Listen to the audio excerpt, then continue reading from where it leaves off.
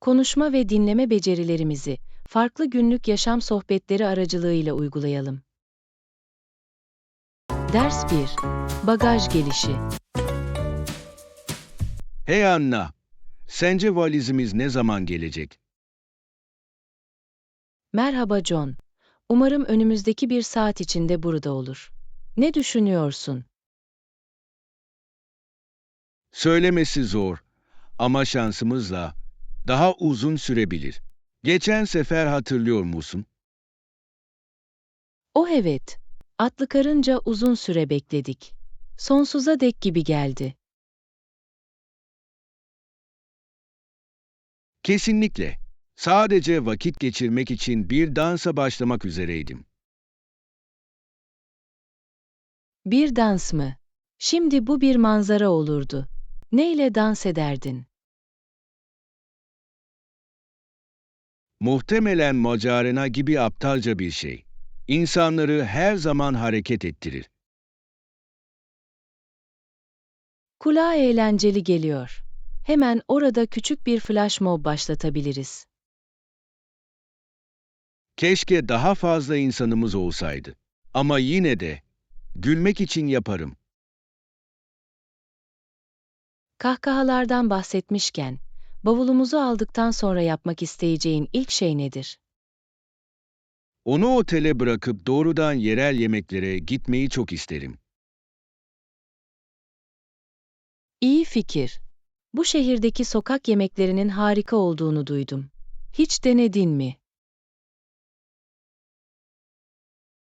Henüz değil ama krepleri bekleyemem. Peki ya sen? Aynı. Hamur işlerini de denemeye hevesliyim. İlahi görünüyorlar. Tatmak istediğimiz her şeyin bir listesini yapalım. Evet, bir yemek haritası. Gittikçe favorilerimizi işaretleyebiliriz. Bu harika. Zaten tüm bu ikramlara düşkün olduğumuzu hayal edebiliyorum. Kesinlikle lezzetli bir macera olacak. Ama önce bagaj, değil mi? Doğru. Yakında gelecek, böylece yemek yolculuğumuza başlayabiliriz. Ders 2. Şehir merkezi sürüşü. Hey Anna, şehir merkezine gitmenin ne kadar süreceğini kontrol ettin mi? Merhaba John. Daha önce araştırdım. Trafiksiz yaklaşık 30 dakika diyor. Bu çok da kötü değil. Ama şehir trafiğinin ne kadar öngörülemez olabileceğini biliyorsunuz. Doğru. Sıkışırsak kolayca bir saate dönüşebilir. Kesinlikle. Yolculuk için atıştırmalıklara ihtiyacımız olabilir. Her ihtimale karşı. Harika fikir. Sence ne getirmeliyiz? Biraz cips ve belki birkaç enerji çubuğuna ne dersiniz? Mükemmel. Sağlıklı bir dokunuş için biraz meyve ekleyeceğim. Mükemmel seçim. Elmaları mı yoksa muzları mı tercih edersin? Muzları severim. Hareket halindeyken yemek kolaydır. Peki ya sen? Ben elma hayranıyım. Gevrek ve ferahlatıcı. Yani, o zaman bir karışım yapacağız. Bu bizim küçük yolculuk ziyafetimiz olacak. Trafikte sıkışıp kaldığımızda çiğnememizi şimdiden hayal edebiliyorum. Ve hızlı bir sürüş olacağını düşündüğümüze gülüyoruz. Kesinlikle. Hepsi maceranın bir parçası. Başka ne için plan yapmalıyız? Belki bir çalma listesi. Müzik her zaman sürüşü daha keyifli hale getirir. Harika fikir. Hangi türe gitmeliyiz? Pop ve klasik rock karışımına ne dersiniz? Bu bizi enerjik tutacak. Buna bayılıyorum. İleride eğlenceli bir yolculuk gibi geliyor. Kesinlikle. Araba kullanırken en sevdiğimiz şarkılara şarkı söylediğinizi hayal edin. Ve umarım, keşfetmek için bolca zamanla şehir merkezine varacağız. Ders 3. Paris planları. Hey Anna, Paris'e vardıktan sonra ilk ne yapmalıyız sence? Merhaba John. Bence doğrudan Eyfel Kulesi'ne gitmeliyiz. Kulağa harika geliyor. Bu çok ikonik bir dönüm noktası. Daha önce oraya gittin mi? Hayır, yapmadım. Şahsen görmek için sabırsızlanıyorum. Peki ya sen?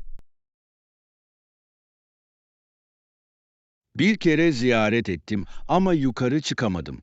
Bu sefer manzarayı görmek istiyorum. Kesinlikle. Manzara nefes kesici olmalı. Sence önceden bilet rezervasyonu yapmalı mıyız? Evet, bu bize zaman kazandırır ve uzun kuyruklardan kaçınır. İyi düşünce. Ondan sonra, sen nehri boyunca yavaş bir yürüyüşe ne dersiniz? Mükemmel. Biraz fotoğraf çekip atmosfere dalabiliriz. Ve hava güzelse piknik için durabiliriz. Bu fikre bayıldım. Piknik için ne hazırlamalıyız? Belki biraz baget, peynir ve taze meyve, klasik Fransız yemekleri. Evet ve hamur işlerini unutma. Bir de kruvasan denemeliyiz. Kesinlikle. Parisli bir piknik onlarsız tamamlanmazdı. Zaten taze ekmek ve kahvenin kokusunu alıyorum. Keyifli olacak. Ve yemeğimizin tadını çıkarırken insanları izleyebiliriz. Paris'in yolu bu. Kesinlikle. Harika manzaralı güzel bir yer bulduğunuzdan emin olalım. Çok heyecanlıyım. Keşif ve lezzetli ikramlarla dolu bir gün olacak. Evet ve Paris'te bizi başka hangi maceraların beklediğini kim bilebilir? Ders 4. Alışveriş maceraları. Hey Anna, bu alışveriş merkezinde ne almayı planlıyorsun? Merhaba John. Yaklaşan parti için güzel bir elbise bulmayı umuyorum. Peki ya sen? Yeni ayakkabılara ihtiyacım var. Eskilerim parçalanıyor. Ayakkabılar önemlidir. Resmi veya gündelik bir şey mi arıyorsunuz? Her ikisinden de biraz, aslında. Farklı durumlar için çok yönlü bir şey. Akıllı seçim. Şimdiye kadar sevdiğin herhangi bir stil gördün mü? Gözüme çarpan bazı havalı spor ayakkabılar gördüm. Peki ya sen? Birkaç elbise gördüm. Ama önce onları denemem gerekecek. İyi fikir. Bir şeyler denemek çok önemlidir. Ne rengi düşünüyorsun? Maviye doğru eğiliyorum. Gerçekten gözlerimi ortaya çıkarıyor. Güzel seçim. Mavi her zaman harika bir renktir. Aksesuarları da sever misin? Kesinlikle. Elbiseyle birlikte mücevherlere ihtiyacım var. Belki güzel bir kolye. Bu çarpıcı görünecek. Evet, ifade kolyesi tüm kıyafeti yükseltir. Aksesuarlardan bahsetmişken, bazı havalı saatlere bakabilirim. Kulağa harika geliyor. İyi bir saat mükemmel bir son dokunuş olabilir. Kesinlikle. Artı, tüm maceralarımız için zamanında kalmamı sağlıyor. Doğru. Tüm dükkanları keşfettiğimizden emin olalım. Ne bulacağımızı kim bilebilir? Kabul ettim. Alışveriş her zaman bir maceradır. Özellikle iyi bir arkadaşlıkla. Ders 5. Performans inceleme yansımaları.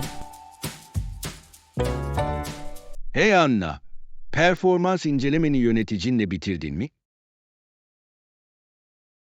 Merhaba John. Evet, yeni paketledim. Yine de biraz sinir bozucu hissettirdi. Hayal edebiliyorum. Nasıl gitti? Herhangi bir geri bildirim aldınız mı? Genel olarak, olumluydu. Yöneticim ekip çalışması becerilerimi övdü. Bu harika. Takım çalışması esastır. İyileştirilmesi gereken alanlar var mıydı? Evet, zaman yönetimim üzerinde çalışmam gerektiğini söylediler. Bu yaygın. Bazen birden fazla görevi yerine getirmek zordur. Kesinlikle. Daha iyi öncelik vermeye çalışıyorum. Herhangi bir ipucunuz var mı?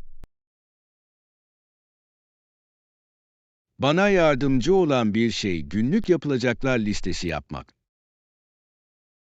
Harika fikir. Bunu yapmaya başlamalıyım. Görevlerinizi nasıl düzenlersiniz? Onları genellikle aciliyet ve önemine göre sıralarım. Beni odaklı tutuyor. Kulağa etkili geliyor. Bu yöntemi deneyeceğim. Yöneticiniz sizin için herhangi bir hedef belirledi mi? Evet, gelecek çeyrekte bir projeyi yönetmemi istiyorlar. Heyecanlıyım ama gerginim. Bir projeye liderlik etmek harika bir fırsat gibi geliyor. Harika bir iş çıkaracaksın. Teşekkürler. Deneyimden çok şey öğrenmeyi umuyorum. Stresle başa çıkmak için herhangi bir tavsiye var mı? Kısa molalar vermek bana gerçekten yardımcı oluyor. Aklımı temizliyor. İyi nokta. Molaları rutinime dahil ettiğimden emin olacağım. İncelemelerimiz ve projelerimiz sırasında birbirimizi motive edelim. Kesinlikle. İlerlememizi paylaşabilir ve başarılarımızı birlikte kutlayabiliriz. Ders 6. VIP ziyaretlerine hazırlık. Hey Anna, çok önemli müşteri önümüzdeki hafta bizi ziyaret edecek. Ne hazırlamalıyız? Merhaba John. Bu heyecan verici. Harika bir izlenim bırakmalıyız. Kesinlikle. Temiz bir toplantı odası ile başlamalı mıyız? Kesinlikle. Düzenli bir alan profesyonelliği gösterir. Belki biraz taze çiçek ekleyin. İyi fikir. Çiçekler odayı aydınlatabilir. Peki ya içecekler?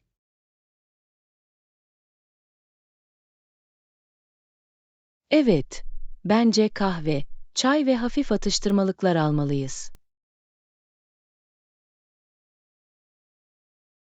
Mükemmel. Aklınızda özel atıştırmalıklar var mı? Biraz hamur işine ne dersin? Her zaman bir hit olurlar. Harika seçim. Biraz kruvasan ve kek alayım. Ve suyu unutma. Şişelenmiş suyu da hazırlamalıyız. Doğru. Hidrasyon anahtardır. Toplantı için bir gündem oluşturmalı mıyız? Evet, bu çok önemli. Tartışmak istediğimiz ana konuları özetlememiz gerekiyor. Son başarılarımızı vurgulamamızı öneririm. Bu onları etkileyecek. Kesinlikle. Ayrıca onları meşgul etmek için bazı sorular hazırlamalıyız. Bu akıllıca. Onların girdilerine değer verdiğimizi gösterir. Hoş geldin hediyesine ne dersin? Oh, bu harika bir fikir. Küçük ama düşünceli bir şey. Şirket kupası gibi. Mükemmel. Bir kupa güzel bir dokunuş olurdu. Pratik ve unutulmaz. Her ihtimale karşı her şeyin bir gün önceden hazır olduğundan emin olalım.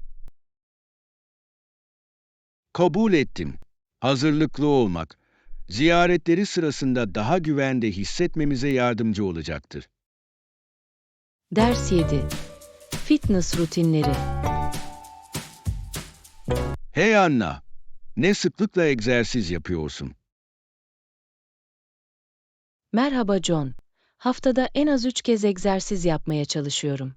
Peki ya sen? 4 kez hedefliyorum. Ama bazen hayat engel oluyor.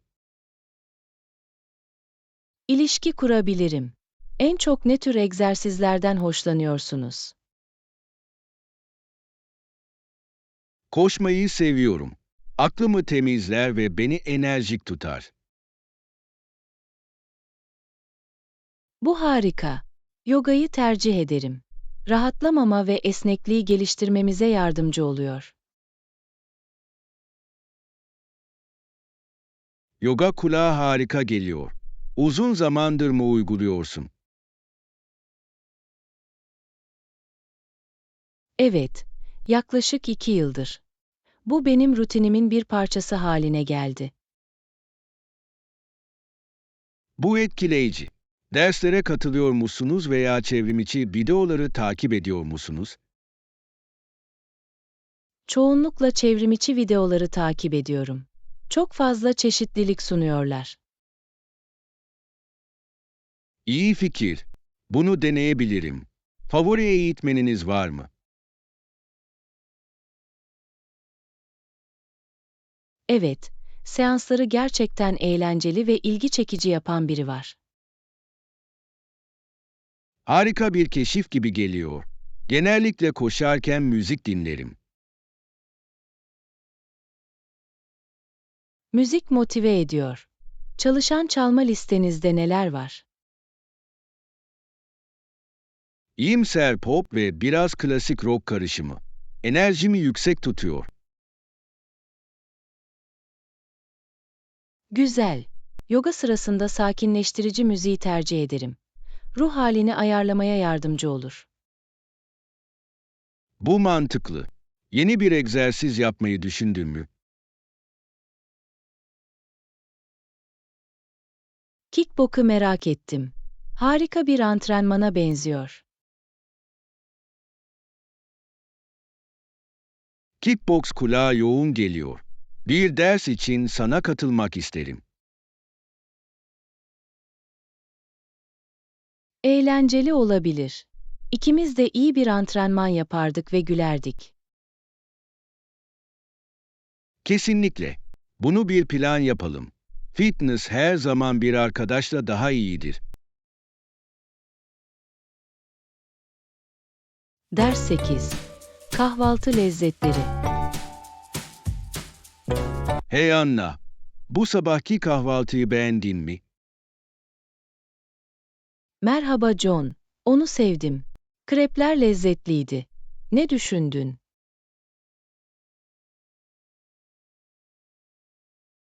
Harikaydılar. Özellikle şurubu beğendim. Güzel bir dokunuş ekledi.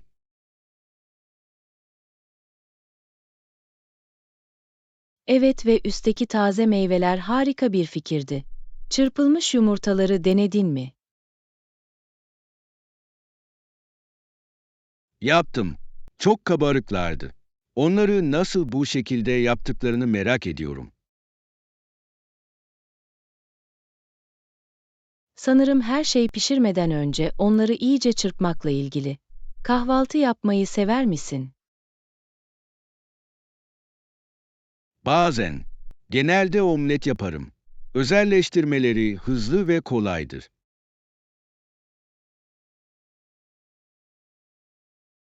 Omletler harika. İçlerine ne koymayı seversin? Genelde ıspanak ve peynir eklerim. Basit ama lezzetli. Peki ya sen?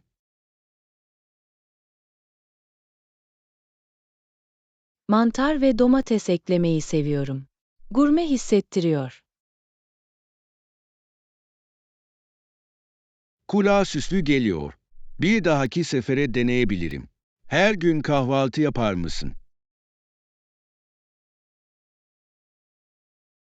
Evet, bence en önemli yemek bu. Bana gün için enerji veriyor. Katılıyorum. Kahvaltı yaptığımda kendimi çok daha iyi hissediyorum. Başka favoriler var mı? Ben de smoothie'leri severim. Canlandırıcılar ve meyve içeri almanın harika bir yolu. Smoothies harika. Bunları daha sık yapmaya başlamalıyım. Kesinlikle yapmalısın. Yapması kolay ve lezzetlidir. Birbirimizin en sevdiği tarifleri denediğimiz bir kahvaltı günü planlayalım. Ders 9. Apartman özlemleri. Hey Anna, daha büyük balkonlu yeni bir daire almayı düşünüyordum. Ne düşünüyorsun? Merhaba John. Bu harika bir fikir gibi geliyor. Daha büyük bir balkon dinlenmek için mükemmel olacaktır. Kesinlikle. Sabahları dışarıda kahve içmeyi hayal edebiliyorum. Kulağa hoş geliyor. Arkadaşlarınızla küçük toplantılara bile ev sahipliği yapabilirsiniz. Evet, orada bir barbekü veya küçük bir bahçe hayal edin. Bu ne kadar güzel olurdu?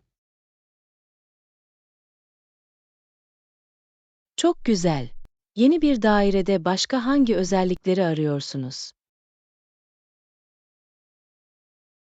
Modern bir mutfağa bayılırım. Güzel bir alanda yemek pişirmek çok daha keyifli. Katılıyorum. İyi tasarlanmış bir mutfak, yeni tarifler denemeniz için size ilham verebilir. Doğru mu? Ve belki de konukları eğlendirmek için geniş bir oturma odası. Bu önemli. Davetkar hissettiren bir yer istiyorsun. Aklınızda belirli mahalleler var mı? Şehir merkezini düşünüyorum. Canlı ve her şeye yakın.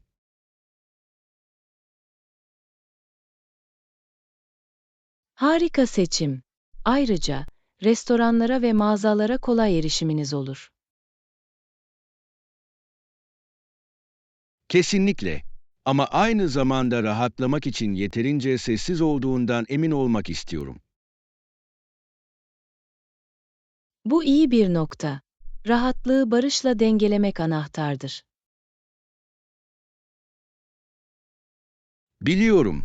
Doğru olanı bulmak için birkaç yeri ziyaret etmem gerekebilir. Kesinlikle.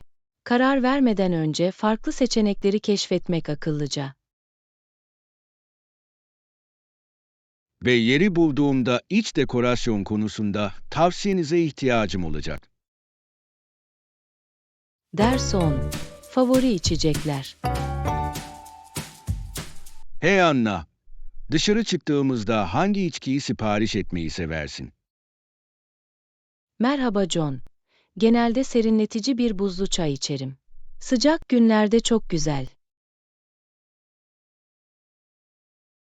Buzlu çay harika bir seçimdir. Klasik limonatayı tercih ederim. Çok keskin ve tatlı. Limonata lezzetlidir. Sade mi yoksa biraz meyve eklenmiş mi sever misin? Çilek ile seviyorum. Güzel bir dokunuş katıyor. Bunu denedin mi?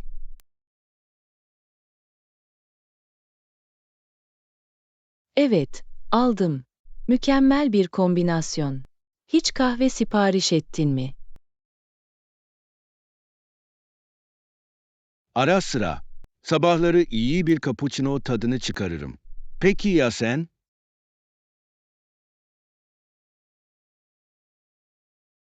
Ben daha çok latte insanıyım. Kremsi doku benim için mükemmel. Latte harika. Onları sade mi alıyorsunuz yoksa lezzet mi ekliyorsunuz? Biraz tatlılık için vanilya veya karamel eklemeyi seviyorum. Hangi lezzetleri tercih edersin? Genellikle klasik tatlara sadık kalırım ama yenilerini denemeye açım. Kesinlikle bir mocha denemelisin. Bir bardakta tatlı yemek gibi. Kulağa cazip geliyor. Bir dahaki sefere kafede olduğumuzda bir tane sipariş etmem gerekecek. Evet, ve bir hamur işiyle eşleştirmeyi unutmayın. Mükemmel bir atıştırmalık. Kesinlikle. Bir kruvasan bu moka ile mükemmel gider. Ders 11. Hobiler ve tutkular. Hey Anna, hobin nedir? Merhaba John. Resim yapmayı seviyorum. Kendimi ifade etmenin rahatlatıcı bir yolu. Kulağa harika geliyor. Genelde ne boyamayı seversin? En çok manzaralardan zevk alıyorum. Doğada sakinleştirici bir şey var. Nedenini anlayabiliyorum. Doğanın çok güzel renkleri var. Açık havada resim yapıyor musunuz? Bazen, Plain Air boyama eğlenceli bir meydan okumadır. Peki ya sen? Gerçekten fotoğrafçılıkla ilgileniyorum. Anları yakalamak benim sanat yaratma şeklim. Bu harika. Siz de manzara fotoğraflarını çekmeyi tercih ediyor musunuz? Evet ama sokak fotoğrafçılığına da bayılıyorum. Bir hikaye anlatıyor. Bu ilginç. Fotoğraf çekmek için favori bir konunuz var mı? İnsanlar, ifadeleri ve etkileşimleri büyüleyici. Resimlerinize ilham veren nedir? Çoğu zaman etrafımda gördüğüm renklerdir. Canlı bir gün batımı bütün bir fikri tetikleyebilir. Anladım. Bazen, doğru ışık bir fotoğraftaki her şeyi değiştirebilir. Kesinlikle. Herhangi bir fotoğraf yarışmasına katılıyor musunuz? Birkaç tane girdim. Çalışmalarımı paylaşmak ve geri bildirim almak heyecan verici. Kulağa ödüllendirici geliyor. Bir sanat gösterisine katılmayı düşündüm. Yapmalısın. Yeteneğinizi sergilemek için harika bir fırsat olurdu. Teşekkürler. Belki yaratıcı arayışlarımızda birbirimizi destekleyebiliriz. Kesinlikle. İpuçlarını paylaşmak ve birbirimize ilham vermek için bir gün planlayalım. Ders 12. Proje ilerleme raporu. Merhaba Anna. Proje ilerleme güncellemenizi dört gözle bekliyorum. Merhaba John. Bugün sunum yapma fırsatı için teşekkür ederim. Bazı önemli adımlar attım. Bunu duymak harika. Şimdiye kadar hangi kilometre taşlarına ulaştınız? İlk araştırma aşamasını planlanandan önce tamamladık ve veriler umut verici görünüyor. Mükemmel. Erken tamamlama her zaman bir artıdır. Bütçeyle nasıl gidiyoruz? Şu anda bütçemiz dahilindeyiz ve tedarikçilerimizle daha iyi fiyatlar müzakere etmeyi başardım. Etkileyici. Maliyet verimliliği çok önemlidir. Hangi zorluklarla karşılaştınız? Bir zorluk ekiple programları koordine etmekti. Ancak iletişimi artırarak çözdük. İletişim anahtardır. Herkesi uyumlu tutmak için herhangi bir yeni strateji uyguladınız mı? Evet, artık iş akışımızı büyük ölçüde iyileştiren kısa günlük check-in'ler yapıyoruz. Bu akıllıca bir hareket. Görünüşe göre her şeyin üstündesin. Bir sonraki adım nedir? Bir sonraki adım, geliştirme aşamasını ay sonuna kadar tamamlamaktır. Mükemmel. Bu hedefe ulaşmada sizi nasıl destekleyebilirim? Üst yönetimden gelen bazı geri bildirimleri ele alma konusunda yardımınız için teşekkür ederim. Kesinlikle. Yardım etmek için buradayım. Onlarla görüşmek için bir toplantı ayarlayalım. Teşekkür ederim, John. Desteğiniz çok şey ifade ediyor. Gerekli belgeleri hazırlayacağım. Bir plan gibi geliyor. Bu projeden harika sonuçlar göreceğimize eminim. Ders 13. Araba showroom müzakereleri. Hey Anna, bugün arabaları kontrol etmek için heyecanlıyım. Merhaba John. Burada olduğuna sevindim. Sizin için harika seçeneklerimiz var. Harika, güvenilir ama aynı zamanda şık bir şey arıyorum. Aklımda sadece araba var. Bu model mükemmel incelemelere ve şık bir tasarıma sahiptir. Oo, etkileyici görünüyor. Hangi özelliklere sahiptir? Gelişmiş güvenlik teknolojisi, açılır tavan ve son teknoloji bir ses sistemi ile birlikte gelir. Güzel, iyi bir ses sistemini seviyorum. Yakıt verimliliği nasıl?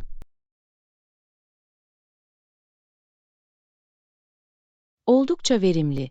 Otoyolda galon başına 30 mil kadar. Uzun sürüşler için mükemmel. Tam olarak ihtiyacım olan şey bu. Garantiye ne dersiniz?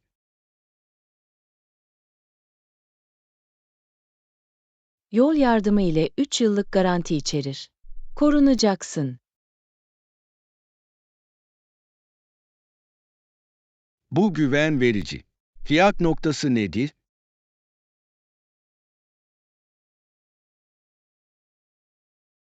Bu model şu anda 25 bin dolara satılıyor. Bu çok iyi bir fiyat. Finansman seçeneklerini tartışabilir miyiz? Bütçeme uyduğundan emin olmak istiyorum. Kesinlikle. Çeşitli finansman planlarımız var. Sizin için işe yarayan birini bulalım. Mükemmel. Bakım maliyetlerini de merak ediyorum. Bakım ekonomiktir ve size para kazandırabilecek servis paketleri sunuyoruz. Kulağa çekici geliyor. Sanırım bu modele yöneliyorum. Mükemmel seçim. Ayrıntıları kesinleştirelim. Böylece sizi yakında sürdürebiliriz. Heyecanlıyım. Tüm yardımların için teşekkürler Anna. Bu harika bir deneyim oldu. Ders 14. Serinletici bir akşama. Hey Anna, parkta gezinmeye ne dersin? Hava mükemmel. Merhaba John. Kulağa hoş geliyor. Dışarıda olmayı seviyorum. Özellikle güneşli olduğunda. Kesinlikle. Çiçekler çiçek açıyor ve ağaçlar çok canlı görünüyor. Parkın en sevdiğin kısmı nedir?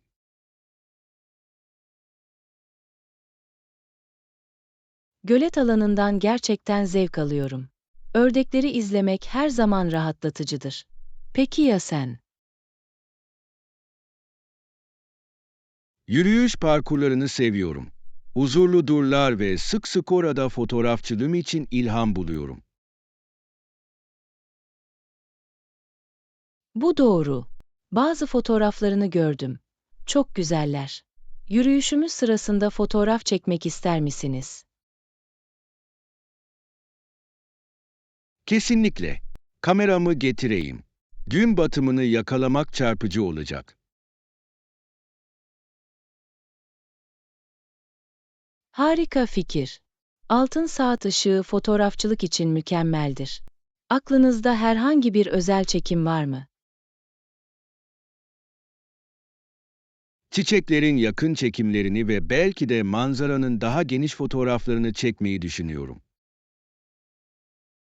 Kulağa harika geliyor. En iyi açıları bulmanıza yardımcı olmayı çok isterim. Ben de fotoğraf çekmekten hoşlanıyorum ama hala öğreniyorum.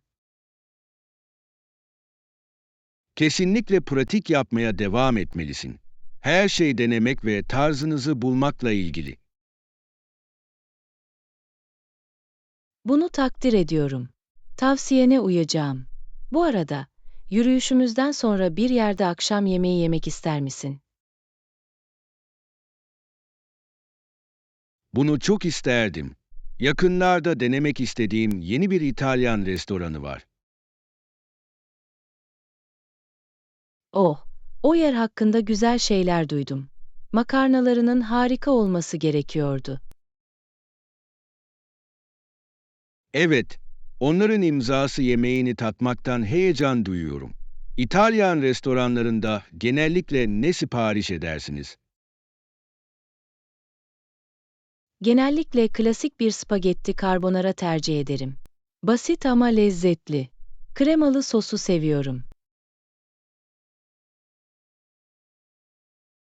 İyi seçim. Bu sefer risotto deneyebilirim. Her zaman benim favorim olmuştur.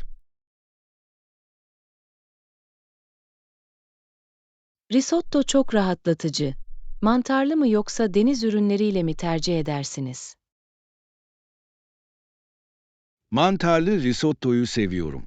Toprak lezzetleri yemeği gerçekten yükseltir. Peki ya sen? Deniz ürünleri hayranıyım. Bu yüzden varsa genellikle karides veya tarak seçerim. Kulağa lezzetli geliyor ve kesinlikle tatlı için de yer ayırmalıyız. İzlediğiniz için teşekkürler. Ve lütfen kanallarımıza abone olun ve kanalımızı beğenin ve paylaşın.